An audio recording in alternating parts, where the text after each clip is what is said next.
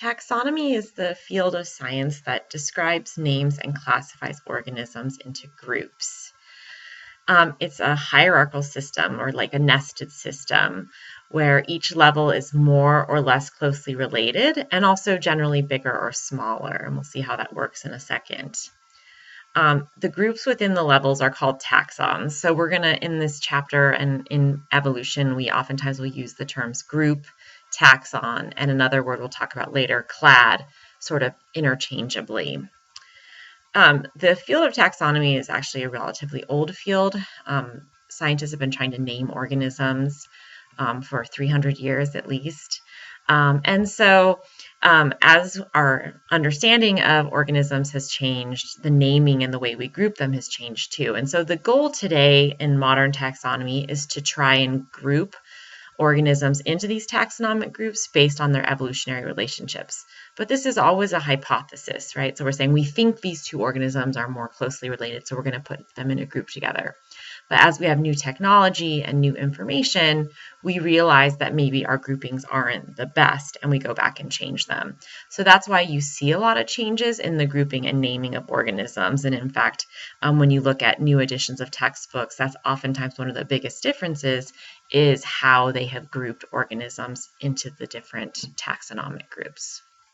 And so be aware of that. If you are looking at online resources or older textbooks, that's oftentimes an issue that will come up, is changes in taxonomic groups.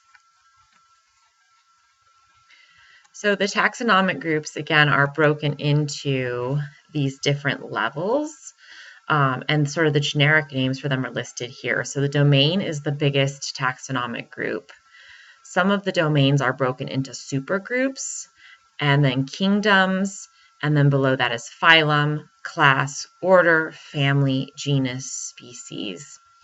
And so there's a lot of different mnemonic devices in order to memorize this order, which you can Google and find a lot of different ones that might resonate for you. A lot of them involve King Philip doing something, so lots of different things. So you can find one that you think is funny or that will help you remember the order.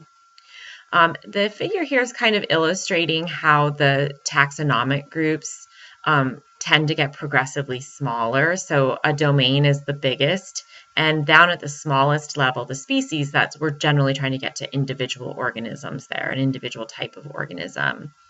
And in addition to that, the significance of that is that each of the taxonomic groups are also more and more closely related. So at the bottom here, we have the species lupus, Canis lupus, and this is the wolf. And so if we look at one level higher, the genus, we see that this has a lot of other large dogs in that group.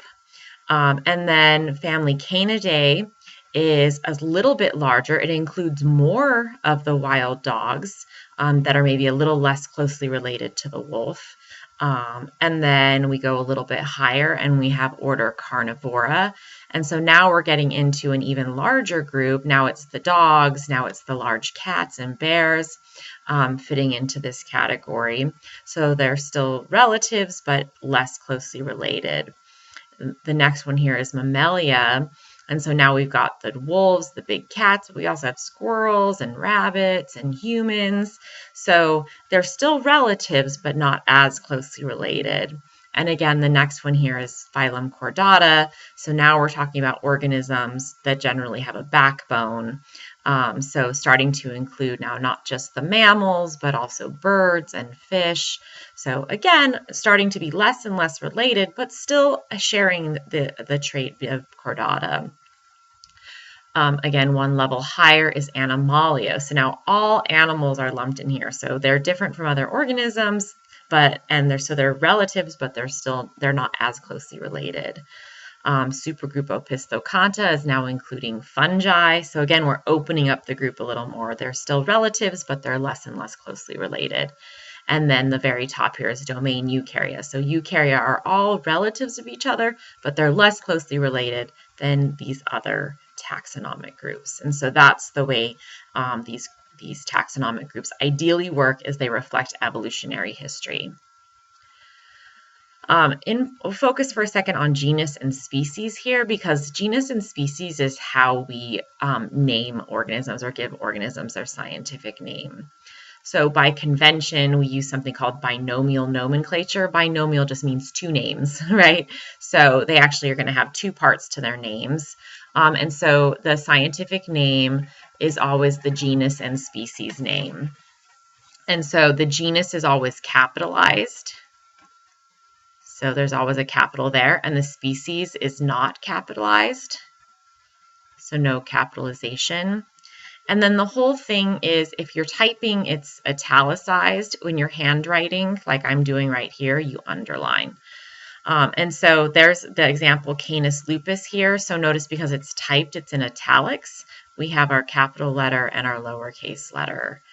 And this is a pretty strict naming convention. So again, the goal of this from a scientist's perspective is that if I'm a scientist in the United States and I'm talking to a scientist in Africa, we're still talking about the same animal. We know we are, because we're all using the same naming conventions. And that way, again, it just avoids confusion. And when an organism's first name, so this is a little bit of a side sort of funny fact, is like, so who decides what this species name is? There's actually a committee that meets and discusses proposed names. So a lot of times the people who discover something new are given the opportunity to name it, but it has to kind of go through this committee to make sure it's like an appropriate name. So that's kind of how that works. So we'll focus a little bit on domains here as well.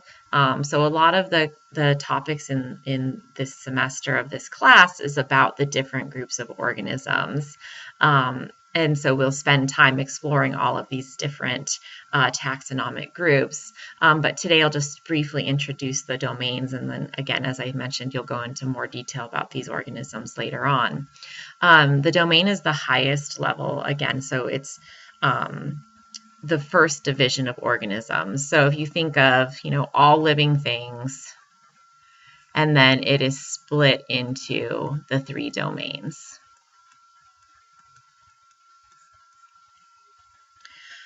So again, it's the first level of groups that we break into. And the domains are domain bacteria, domain archaea, and domain eukarya. So we see bacteria, archaea, and eukarya here. And then this is also showing you how the eukaryotes will be split into supergroups. And then some of the supergroups will be split into kingdoms. And again, that's something we'll talk more about later on. So just as an illustration of the significance of taxonomic groups, I want to hit on the fact that the division into the domains is really about evolutionary history. And this is a major point because historically, even like 20 years ago, we did not divide living things into domains because we had a different understanding of evolutionary history. So we had to totally revise the taxonomic groups to reflect what we realized was true about evolutionary history. So again, if we think about the history of living things, we have sort of the first organisms, the first cells. And these were probably the most like bacteria. And so those ancient cells would give rise to a bacterial lineage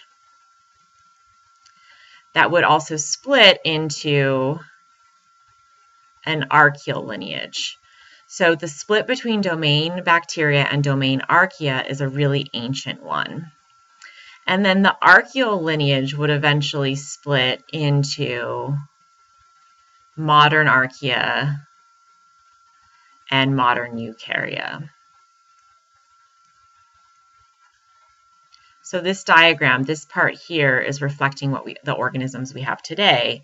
This is the different historical organisms. So our first cells, we had sort of ancient cells that would give rise to a bacterial lineage and an archaeal lineage, and then the archaeal lineage would split into modern archaea and eukarya. So because of this evolutionary history where there's these first cells and they split into these different lineages, there's a lot that is in common. So whatever they inherit from these earliest cells are going to be the same.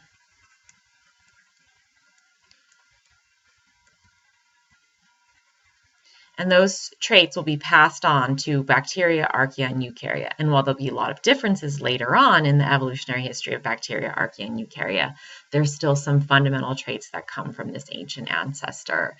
So all of the basic properties of life that you've learned about in a previous course, right? So the biological evolution, response to environment, reproduction, growth and development, energy use and metabolism, all of these are important features of that are inherited from those first cells. In fact, being a cell's an organization.